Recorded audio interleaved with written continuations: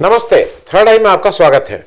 आज थोड़ी चर्चा ये कर ली जाए कि ये अगर जंग ना भी हो, जंग तो अब हो गई और इस जंग के हो जाने के बाद वर्ल्ड ऑर्डर भी चेंज हो रहा है, लेकिन अगर ये जंग ना भी होती है तो भारत के लार्जर इंटरेस्ट में ईरान के साथ दोस्ती मेरे हिसाब से ज़्यादा हितकारी थी भारत के लिए। क्योंकि अभी एक बड़ी भारी डिबेट ये चल रही है कि पहले पैलेस्टीन और इजराइल के बीच ये था कि भाई किसको चूज करेंगे। पैलेस्टीन से भारत की बहुत पुरानी दोस्ती रही थी, लेकिन फिर हमारे मोदी जी ने तवज्जो दी इजराइल को और वो इजराइल के यहाँ गए भी और अपनी दोस्ती को उन्होंने सार्वजनिक रूप से बताया है कि वो इजराइल के साथ खड़े हैं। लेकिन थोड़ी ईरान की बात कर ली जाए, क्योंकि ईरान ने अभी जिस तरह से अमेरिका और इजराइल के जो आक्रमण है, जो जंग है, उसमें जिस तरह से उनका जवाब दिया है, वो बहुत सी चीज़ों को फिर से एक बार समझने की कोशिश करता है। पहले तो मैं जरा आज ईरान के बारे में आपसे ज़्यादा बात कर लूँगा, क्योंकि बहुत से नैरेटिव फैलाए जाते हैं, बहुत सी चीज़ें होती हैं कि ईरान क्या है। ईरान तो एक बहुत ही दकियानूसी पुराना रूढ़िवादी देश है, महिलाओं के साथ अत्याचार होता है, इत्यादि इत्यादि। पहली बात ये समझ लीजिए कि ईरान जो है, मैं उससे पहले करूं तो ये मैं एक टेबल आपको दिखा दे रहा हूं। उस टेबल से इसलिए कि बहुत से फैक्टर्स समझने के लिए आसान हो जाएंगे। ये एक टेबल है जिसमें 4-5 पैरामीटर्स मैंने दिए हैं और इसमें मैं कोई कमेंट नहीं कर रहा हूं। आप अपने आप देखिए, समझिए, उसको सोचिए, गुनिए, बुनिए। 4-5 पैरामीटर्स हैं और एक कंपैरिजन है भारत, यूएसए, ईरान और दुनिया का क्या एवरेज है। जैसे लाइफ एक्सपेक्टेंसी, एक आदमी कितने साल जी सकता है। दुनिया में जो एवरेज है वो 73 साल का है। दुनिया का एवरेज व्यक्ति 73 साल जीता है। भारत में भी 72 साल हुआ है। 72 भी एक बड़ी छलांग है। जब देश आज़ाद हुआ था तो शायद 30-35 साल था, लेकिन दुनिया के एवरेज से अभी भी हम पीछे हैं। और ईरान और यूएसए दोनों 78 साल पे खड़े हैं। ये कुछ महीनों का फर्क हो सकता है, क्योंकि डेटा कहीं 2023 का होगा, कहीं 2024 का होगा, वो अप्रॉक्सीमेट। लेकिन कोई ये नहीं है कि हम 78 कह रहे हैं तो 70 होगा और 78 कह रहे हैं तो 85 होगा। तो दोनों 78 हैं और दोनों वर्ल्ड एवरेज से ऊपर हैं। तो अमेरिका को ये कहीं ईरान को सिखाने की जरूरत नहीं कि तुम अपने यहाँ लाइफ एक्सपेक्टेंसी और अस्पताल और लोगों को क्या क्या करो, ये सामने दिख रहा है। दूसरा एक चीज है लिटरेसी रेट। ये बहुत इंटरेस्टिंग है। दुनिया में जो लिटरेसी रेट है, जो साक्षरता है, वो 88% है। मैंने इस चीज को कई बार इसलिए किया क्योंकि मुझे भी लग रहा था भाई ये कहीं कुछ गलती है क्या। मैंने ढूंढा, आप लोग भी ढूंढिए, अगर कहीं ये कोई और आपको फिगर देखे तो बताइएगा। दुनिया में 88% का लिटरेसी रेट है। भारत में 82% है। जब देश आजाद हुआ तब से अब तक में बहुत ज़्यादा हुआ है। उस समय शायद 4-5-6-8% था, कुछ बहुत ही कम था। लेकिन अब हम 82% पे बैठे हैं। ईरान, और 82 है लेकिन वर्ल्ड एवरेज से हम कम है। ईरान 89 पे है, वर्ल्ड एवरेज से ज़्यादा है 89%। इस पे जो सबसे आश्चर्य की बात है, यूएसए जो पूरी दुनिया में, भाई मैं भी उसका कायल हूँ, उसकी यूनिवर्सिटीज़ का कायल हूँ, वहाँ का जो लिटरेसी वो रेट है वो केवल 79% है, 79%। मतलब वर्ल्ड एवरेज से इतना कम, और सारी दुनिया को बताते हो कि ऐसे करो, पढ़ाई करो, ये करो, वो करो। शिक्षा तो सबको देते हो, तुम्हारे यहाँ 79% क्यों है भाई, ये जरा सोचिए। फिर एक और पैरामीटर है मीडियन एज। मीडियन एज ये होती है कि पूरे देश की जितने लोग जितना है उनकी सबकी एज को करके, सबकी एज को जोड़ लिया जाए और कितने लोग हैं उससे डिवाइड कर दिया जाए तो उसकी मीडियन एज। तो मीडियन एज दुनिया की समय 31.1 साल है। 31 साल समझिए। भारत, अब ये इंपॉर्टेंट चीज है, भारत की जो एज है मीडियन एज वो 29 साल है। हम बहुत यंग हैं, मतलब हमारा देश बहुत ही नौजवानों के साथ है। यूएसए 38.7 है, हमारे मुकाबले करीब 9 वर्ष बुढ़ा है हमसे। तो आने जैसे जैसे धीरे धीरे ये लाइफ एक्सपेक्टेंसी भी बढ़ रही है वो भी, तो आने वाले साल में अमेरिका और बुढ़ा होता जाएगा। जो ईरान है वो 34.5 है, वो भी मतलब कहीं भारत और उसके बीच में खड़ा है। अब एक इंपॉर्टेंट है, और ये इंपॉर्टेंट इसलिए है कि महिलाओं के बारे में कहा जाता है कि ये है फलाना है ढिमाका है ईरान के बारे में। एक तो वो मैं कई बार कह चुका हूं, उसको इसलिए इसमें नहीं लिखा। महिलाओं का लिटरेसी रेट जो 15 से 24 वर्ष की लड़कियां हैं वो ईरान में 99% है। 99% मेल्स पर 100 फीमेल। अगर 100 महिलाएं हैं तो उनके सामने कितने मेल हैं, ये एक इंपॉर्टेंट है। और इसमें इसलिए मैं इस बात को कह रहा हूं कि ये करीब करीब 100 के ऊपर 100 ही होना चाहिए। दुनिया में एवरेज है कि अगर 100 महिलाएं हैं तो 101 पुरुष हैं। ये सेम एवरेज ईरान और यूएसए में है। कोई ऐसा नहीं है कि वहां महिलाएं ज़्यादा हैं या महिलाओं के साथ ये है या महिला। और इंडिया में ये 106 है। महिलाओं की आबादी कम है, पुरुषों की ज़्यादा है, और इस पर काम करने वाला है। अब एक इंपॉर्टेंट और चीज़ है जिसको करके फिर मैं आपके साथ आगे की बात करेंगे, जो इंटरेस्टिंग है।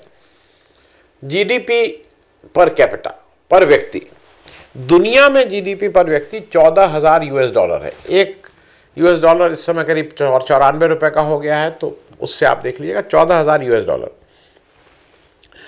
अमेरिका के पास पर कैपिटा जीडीपी, पर व्यक्ति की जीडीपी 89,599, 89,599 यूएस डॉलर है। ईरान 4,074 और भारत 2,818 है। मैंने ये फिगर्स इसलिए दे दी कि थोड़ा समझ लीजिए कि ईरान क्या है। अब हम आते हैं मूल चीज़ पे कि ईरान के बारे में ज़रा बता दें, और ये बता दें कि ईरान, जैसे कहा कुछ लोग कहते हैं कि ईरान ने हरदम भारत के अगेंस्ट पाकिस्तान का साथ दिया और क्या किया क्या नहीं किया, वो भी ज़रा समझ लीजिए। ईरान एक पुरानी सभ्यता है, 6,000 साल पुरानी सभ्यता है, जिसके रिटन डॉक्यूमेंट्स हैं। 16वीं ईसा पूर्व जिसको बोलते हैं, 6th सेंचुरी BC में वहाँ साइरस द ग्रेट नाम का एक बड़ा राजा हुआ। उसने ईरान में राज किया और ईरान को कहाँ से कहाँ पहुँचाया। फिर इस्लाम जो है वो मक्का में 610 AD में आता है, या करंट सी अब बोलते हैं, करंट एरा। और 8वीं सदी में इस्लाम पहुंचता है ईरान, और वहाँ पे फिर ईरान वो इस्लामिक देश हो जाता है, सुन्नियों का राज होता है। लेकिन फिर वहाँ 16वीं शताब्दी में सफाविद राजवंश, सफाविद डायनेस्टी राज शुरू करती है, और वहीं से वो शिया मुसलमानों का दबदबा शुरू होता है। आज ईरान में करीब 9.5 करोड़ की आबादी है, 99% मुस्लिम हैं, उसमें से करीब 92% शिया हैं और 7% सुन्नी है। अब थोड़ा और चीज़ें समझ लीजिए कि कहाँ ईरान आज कहाँ जो है खड़ा है। और जब मैं कह रहा हूँ कि ये जो उसके ऊपर बार बार कहा जाता है कि ईरान पाकिस्तान का साथ दिया, तो वो जरा समझ लीजिए। ईरान में जो संवैधानिक क्रांति हुई 1905 से 1911, उसके बाद संसद की स्थापना होती है। 1925 में पहलवी डायनेस्टी, जो पहलवी राजतंत्र है, वो बैठता है, पहलवी डायनेस्टी आ जाती है, और संसद साथ में चली रही है। एक बड़े लीडर हुए वहाँ के, बहुत ही पढ़े लिखे, आगे दुनिया को देखने वाले, मोहम्मद मोसाद्देक का जो कार्यकाल था 1951 से 53 तक वो प्राइम मिनिस्टर रहे। 1952 में मजलिस बोलते हैं वहाँ की पार्लियामेंट का चुनाव हुआ, और उसके बाद जहाँ से जो ये इंपॉर्टेंट चीज़ है, उन्होंने ऑयल इंडस्ट्री का नेशनलाइजेशन कर दिया। अब सुनने में तो बड़ी साधारण सी बात है, नेशनलाइजेशन कर दिया तो क्या फ़र्क पड़ा? फ़र्क ये पड़ा कि नेशनलाइजेशन से पहले ब्रिटेन, यूनाइटेड किंगडम और यूएसए के ही जो इन्वेस्टर्स थे, वो वहाँ पे इन्वेस्ट करके उसका प्रॉफिट ले जाते थे अपने यहाँ, और ईरान के तेल के पूरे कारोबार पे यूके और यूएसए के प्राइवेट जो उद्योगपति थे, उन लोगों का कब्जा था। जब नेशनलाइजेशन हो गया तो ये लगा कि भाई ये तो हाथ से निकल गया, अब तो राष्ट्रीयकरण हो गया। तो M16 मतलब जो खुफिया एजेंसी है ब्रिटेन की, और CIA जो USA का, इन लोगों ने मिलकर वहां तख्ता पलट की साजिश की और तख्ता पलट भी दिया। इन्होंने झूठे चार्ज लगाए, इलेक्शन में झूठ बोला और बहुत सी चीज़ें की। और किस किस तरह से किया, ये बहुत सी चीज़ें आएंगी कि आपको समझ में आएगा जब आप इसको ज़्यादा पढ़ेंगे। तख्ता पलट करवा दिया, और इसको करवाने में वालों में जो मूल जिसने इसको लीड किया था वो रूजवेल्ट, जो प्रेसिडेंट रूजवेल्ट थे, उनके ग्रैंडसन ने इसको अंजाम दिया। और ये बात इंपॉर्टेंट इसलिए है कि 2012-2013 में प्रेसिडेंट ओबामा ने सार्वजनिक रूप से स्वीकार किया था कि जब उस समय 1953 का जो तख्ता पलट हुआ था उसमें CIA और ये लोग इन्वॉल्व थे, पैसा दिया गया था, इलेक्शन को रिग कराया गया था, इत्यादि इत्यादि। उसके बाद एक 1954 का एक इलेक्शन भी मजलिस का हुआ जिसमें रिग कराया गया, खरीदे गए सारे को, जो आप बहुत सी जगह आप देखते हैं। और जो मोहम्मद मुस्तक साहब थे उनको तो गिरफ्तार कर लिया गया, उनके ऊपर मुकदमा चला, और फिर वहां पे रजा पहलवी साहब की फिर सत्ता आ गई। अब ये जो थे पूरी तरह से अमेरिका की कठपुतली थे, अमेरिका के जो कहता था वही करते थे। एक बिल्डअप हो रहा था इस राजशाही के अगेंस्ट, और 1979 में वहाँ की क्रांति होती है, और उसके बाद इस्लामिक गणराज्य की स्थापना होती है। आयतुल्लाह खुमैनी साहब उसके सुप्रीम लीडर बनते हैं। और मैं इसलिए ये इम्पॉर्टेंट है कि 1979 के टाइम मैगजीन में the man of the year Ayatollah Khomeini को ही मिलता है। और ये भी याद रखिएगा कि उसके अगले साल इराक आक्रमण करता है ईरान के ऊपर अमेरिका की बैकिंग के साथ, और 8 साल तक युद्ध चलता है। कुछ 8-10 लाख लोग मारे जाते हैं दोनों तरफ से, 3 लाख लोग करीब ईरान की तरफ से, फिर उनकी तरफ से बहुत ज़्यादा लोगों का खून बहता है। उसके बाद आयतुल्लाह खुमैनी का एक चीज़ और, मैं खुमैनी साहब का मैं एक और चीज़ बता दूं, इनका एक लखनऊ कनेक्शन है, अवध बाराबंकी। इनके आयतुल्लाह खुमैनी साहब के जो बाबा थे अहमद मुल्तावी हिंदी, उनका जन्म बाराबंकी के किंतूर में हुआ था, और 1830 में उन्होंने लखनऊ छोड़ा था। तो लखनऊ कनेक्शन एक इंपॉर्टेंट कनेक्शन है। फिर अब यहां बात आती है जो बार बार कहा जाता है कि 1965-1971 में ईरान ने पाकिस्तान की मदद की थी, हमारी मदद नहीं की थी। अब ये जरा इंपॉर्टेंट है। 79 में रेवोल्यूशन हुआ, वापस आयतुल्लाह की आई। तो जब 65 और 71 का जंग हुई थी भारत पाकिस्तान की, उस समय रजा जो पहलवी डायनेस्टी थी, वो राजतंत्र का वहां शासन था, और वो अमेरिका की कठपुतली थी, जो अमेरिका कहता वही करते। तो ये आज के ईरान को ये कहना कि वो ईरान ने उस समय किया था, ये बिल्कुल निहायत ही गलत बयानी है और गलत ढंग से चीज़ों को पेश किया गया है। मैं इसलिए इस बात को और आपको क्लियर कर दूं, ईरान ने हरदम हमारा साथ दिया है। ये ईरान जो डेमोक्रेटिक है, जिसमें लोग हैं, उनका ठीक है, उनका इस्लाम है, वो अपने ढंग से कुछ चीज़ों को चलाते हैं, लेकिन अदरवाइज एक कोई डिक्टेटरशिप नहीं है वहाँ। मैं इसलिए बता दूं, इस इंसिडेंट को बार बार याद रखने की ज़रूरत है। मार्च 1994 में ईरान ने हमारी बड़ी मदद की थी। पाकिस्तान उस समय United nation human rights commission के सामने एक रेजोल्यूशन लाना चाह रहा था कश्मीर के चलते, कि हमने कश्मीर में भारत ने बहुत तबाही की है और बहुत ह्यूमन राइट्स का वायलेशन किया है, और इंडिया के अगेंस्ट सैंक्शन लगना चाहिए दुनिया का। और ये प्रस्ताव वो लेके आ रहे थे। भारत में दिनेश सिंह साहब की तबीयत खराब थी, नरसिम्हा राव प्राइम मिनिस्टर थे, उन्होंने दिनेश सिंह को खराब तबीयत की हालत में ईरान भेजा, उन्होंने वहाँ बात की, और ईरान ने जो ये पाकिस्तान का रेजोल्यूशन था, जिसको OIC कंट्रीज जो थी, ऑर्गेनाइजेशन ऑफ इस्लामिक कोऑपरेशन की जो कंट्री थी,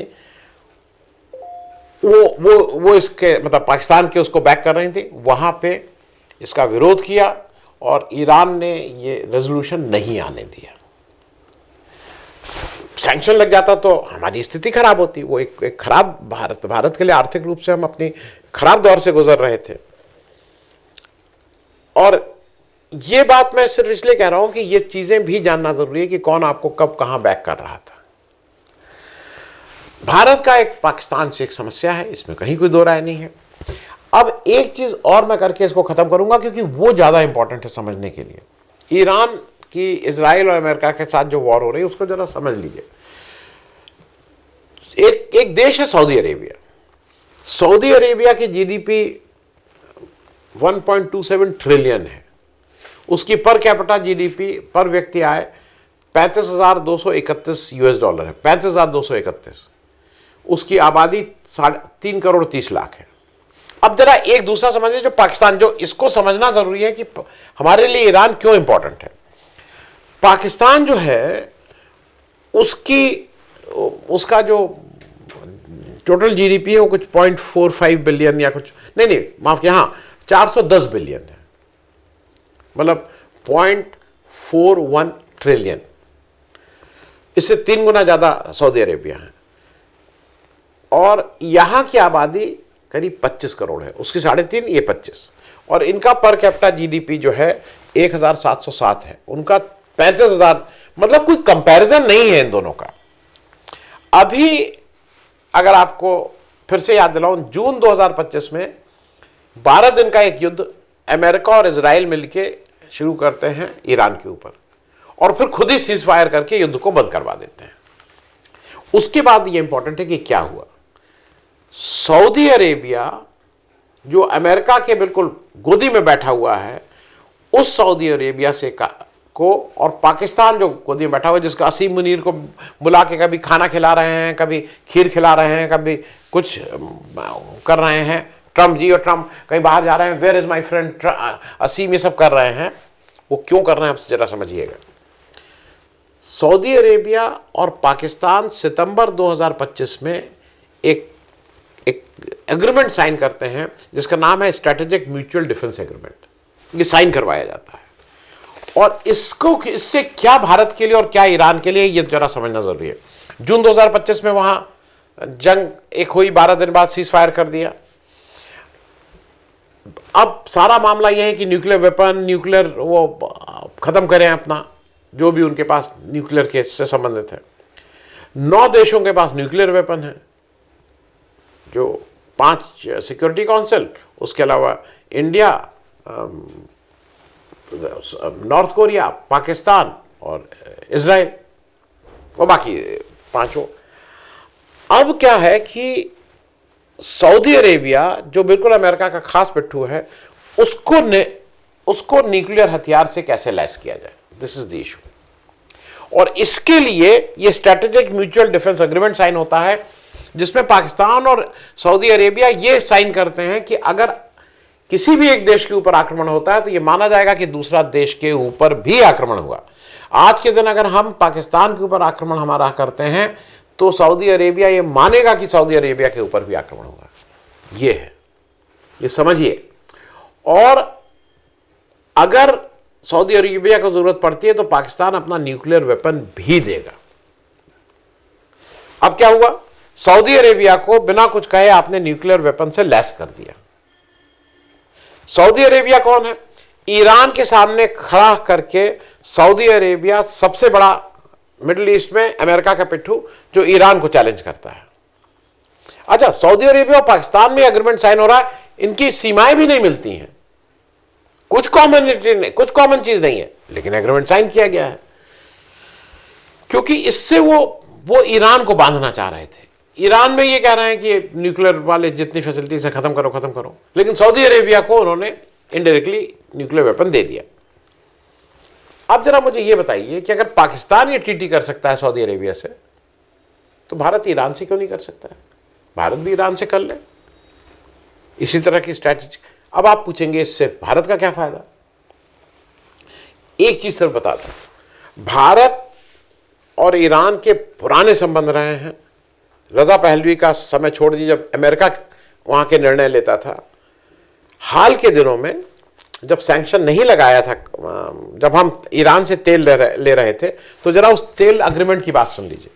भारत ईरान से तेल खरीदता था, ईरान उसको सस्ते में तेल देता था, मार्केट रेट से सस्ते में। दूसरा, ईरान उसको CIF बेसिस पे तेल देता था, cost, insurance and freight. Insurance भी ईरान देता था, फ्रेट भी ईरान देता था, माल हमारे मतलब जो क्रूड है वो हमारे दरवाजे पे आके छोड़ के जाता था। इसके आगे बात समझिए, 60 दिन की क्रेडिट देता था। बाकी जगह क्या है, पैसा भेजिए, एलसी बोलते हैं, लेटर ऑफ क्रेडिट, जैसे ही वो शिप वहां से मूव करेगा पैसा आपके यहाँ कट जाएगा, ज्यादातर जगह ये। वो 60 दिन की क्रेडिट देता था। क्रूड मंगाओ, उसका शोधन करो, उसको बेचो या जो भी करो, 60 दिन बाद पैसा दो। तो वर्चुअली अपना कोई पैसा ही नहीं लग रहा है, और आप अगर एफिशिएंटली आप उसमें काम करें तो 60 दिन के अंदर आप माल बेच के उसका पैसा दे देंगे। और उससे भी बड़ी बात, रुपये में ट्रेड होता था। जो आप खरीद रहे हैं वो रुपए में पेमेंट कर दीजिए। उस रुपए का क्या करता था ईरान, भारत से जो उसको खरीदना होता था वो रुपया उसके पास रहता था, उस रुपए से पेमेंट करके भारत से खरीद लेता था। अभी भी ईरान का एक बड़ा रुपया, भारत के 1-2 बैंक हैं जिनके पास पड़ा हुआ है, क्योंकि सैंक्शन लग गया, वो खरीद नहीं सकते हैं। क्योंकि ये जरा मैंने आपसे इसलिए इस बात को कहा कि ईरान से हमारी दोस्ती अगर होती है तो पाकिस्तान को भी ठीक, उससे हम ठीक कर रखने में कामयाब होंगे, ईरान और यूएसए को भी ठीक रखने में कामयाब होंगे। और गोदी मीडिया जो सुबह से शाम तक बिना बात के ये कि वो देखिए ईरान ने उनका साथ दिया था पाकिस्तान का, ये जो जब ईरान ओआईसी नेशन के साथ जब पाकिस्तान ये रेजोल्यूशन लाने की बात कर रहा था 1994 में, तो जितने आज की तारीख में अमेरिका के पिट्ठू देश है ना, जो भारत कहता है कि हमारी बहुत अच्छी दोस्ती है, ये सब ईरान पाकिस्तान के साथ खड़े थे 1994 में। केवल ईरान आपके साथ खड़ा था। तो इसलिए ये आवश्यक है, इसलिए मैंने कहा कि आप खुद देखिए, इस पे और ढूंढिए और विमर्श कीजिए, लोगों से बातचीत कीजिए और खुद ये निर्णय लीजिए कि भारत के हित में ईरान के साथ जाना ज़्यादा हितकर है या अमेरिका के साथ ज़्यादा हितकर है। बहुत बहुत धन्यवाद। Thank you so much.